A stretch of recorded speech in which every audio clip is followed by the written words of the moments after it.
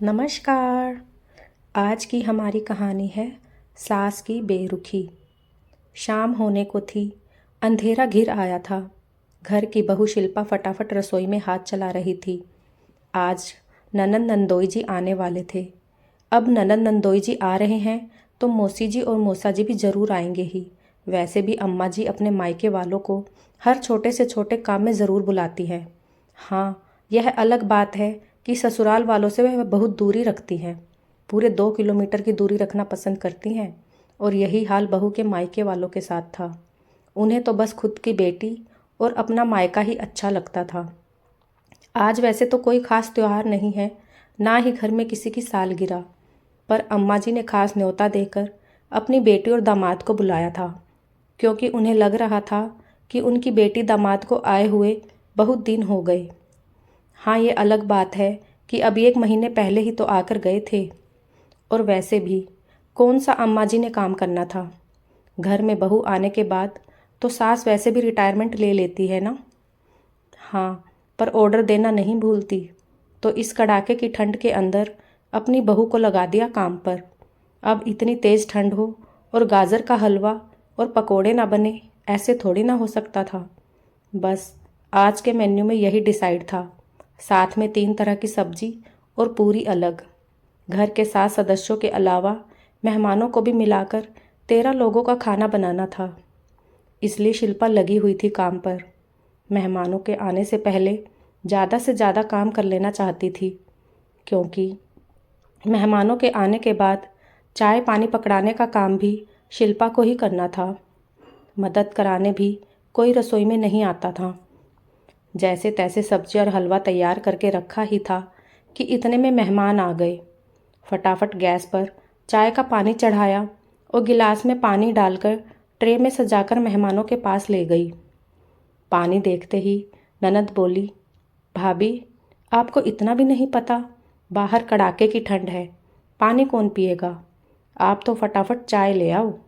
अपनी बेटी की बात सुनकर अम्मा जी भी बोली, अरे, इतना सहूर तो खुद ही को होना चाहिए ना।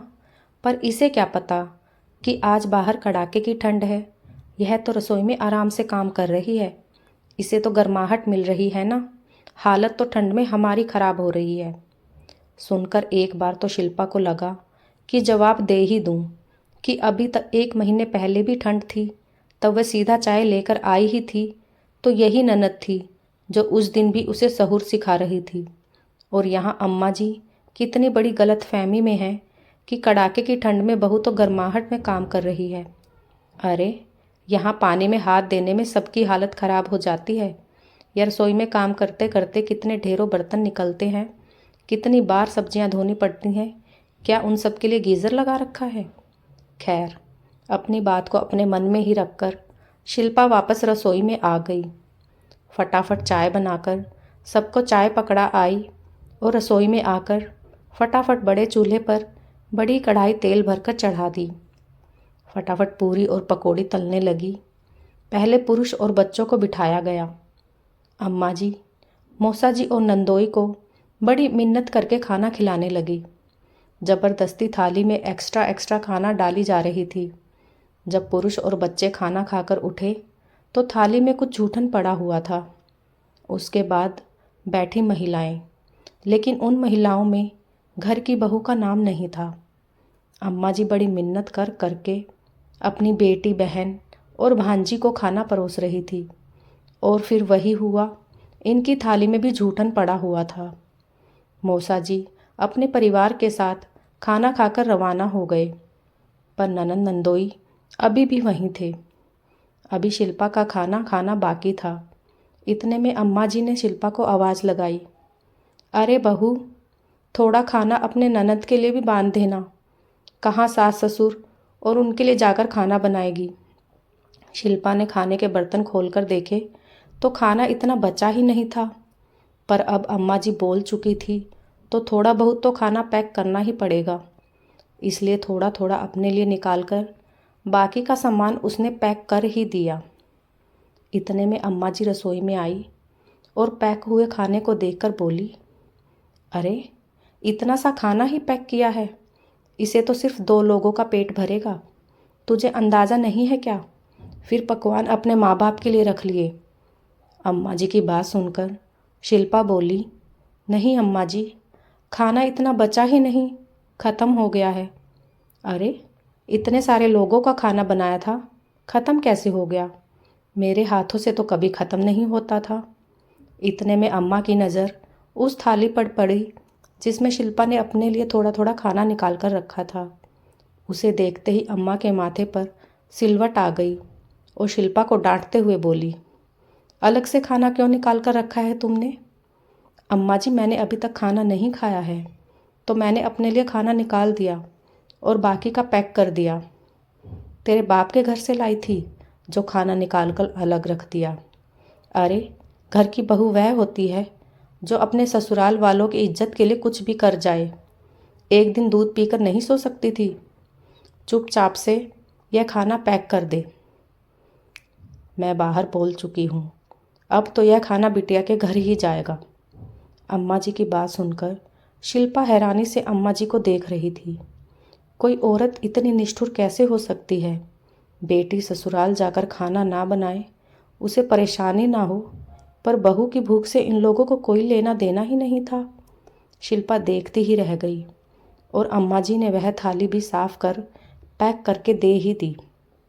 जब तक शिल्पा पूरी तरह से होश में आती, तब तक ननद रानी खाना लेकर जा चुकी थी। पर शिल्पा उन लोगों में से नहीं थी जो चुपचाप रह जाए। बस उसने इस तरह के व्यवहार की उम्मीद नहीं की थी। घर के बाकी सदस्यों को तो पता भी नहीं था कि खाना ख़त्म हो चुका है। अम्मा जी तो थकावट का बहाना कर अपने कमरे में जाकर आराम करने लग गई। अभी सब सोने की तैयारी कर ही रहे थे कि इतने में डोरबेल बजी। सब हैरान रह गए कि इस समय कौन आया होगा। खुद बाबूजी ने जाकर दरवाज़ा खोला तो सामने एक लड़का खड़ा हुआ था। उसने बाबूजी से कहा, मैं डिलीवरी बॉय हूँ, आपके घर से खाने का ऑर्डर था। उसकी बात सुनकर बाबूजी बोले, अरे, तुम्हें कोई गलतफहमी हुई होगी बेटा, हमारे घर से तो कोई ऑर्डर नहीं किया गया है। इतने में पीछे से शिल्पा आ गई और बोली, नहीं नहीं बाबूजी, मैंने ऑर्डर किया था। और डिलीवरी बॉय को पैसे देकर अपना पार्सल लेकर कमरे की तरफ जाने लगी। तब तक घर के बाकी सदस्य भी बाहर निकल आए थे। बाबूजी ने शिल्पा को रोककर पूछा, बेटा, आज तो घर में इतने पकवान बने हैं, फिर भी तुम बाहर से खाना मंगाकर खा रही हो। उनकी बात सुनकर शिल्पा ने अम्मा जी की तरफ देखते हुए कहा, हाँ बाबूजी, पकवान तो बने थे, पर घर की बहू के लिए नहीं थे। चाहे खाना बड़ाई के नाम पर कूड़े में फेंक दिया गया हो, पर बहू के लिए थोड़ा सा खाना छोड़ना भी किसी ने ठीक नहीं समझा। अपनी इज्जत के नाम पर बहू को दूध पीकर सोने के लिए कहा जा रहा है, पर मैं समझौता करने वालों में से तो नहीं। मुझे भूखे पेट नींद नहीं आती और दूध से मेरी भूख नहीं मिटती।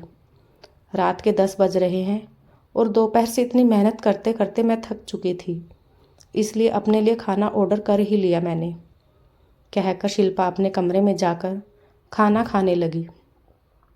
पीछे से बाबूजी अम्मा जी को लताड़ रहे थे, आज के बाद मेहमान बुलाने से पहले सोच लेना, खाना पेट भरने के लिए है, फेंकने के लिए नहीं।